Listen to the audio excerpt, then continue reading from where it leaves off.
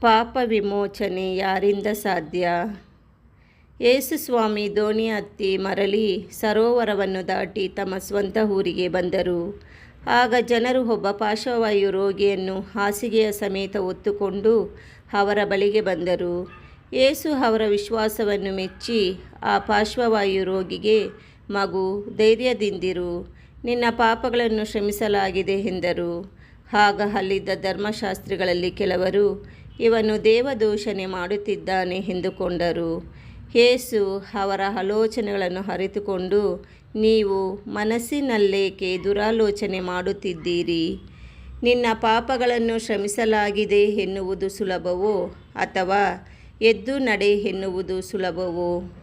ಭೂಲೋಕದಲ್ಲಿ ಪಾಪಗಳನ್ನು ಕ್ಷಮಿಸಲು ನರಪುತ್ರನಿಗೆ ಅಧಿಕಾರ ಉಂಟೆಂದು ಈ ಮೂಲಕ ನಿಮಗೆ ಖಚಿತವಾಗಬೇಕು ಎಂದು ಹೇಳಿ ಆ ಪಾರ್ಶ್ವವಾಯು ರೋಗಿಯನ್ನು ನೋಡಿ, ಎದ್ದೇಳು, ನಿನ್ನ ಹಾಸಿಗೆಯನ್ನು ಎತ್ತಿಕೊಂಡು ಮನೆಗೆ ಹೋಗು ಎಂದರು.